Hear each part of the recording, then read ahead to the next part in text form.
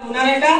नाही. आता आपण मी जे तुम्हाला माहिती सांगितली ते माहिती कशासाठी सांगितली की आपल्याला मच्छर तयार होऊ द्यायचा नाहीये.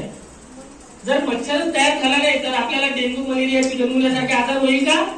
नाही. आणि आता हे मी जे तुम्हाला माहिती सांगितलेली आहे ही माहिती तुम्ही तुमच्यापर्यंतच ठेवाल ना?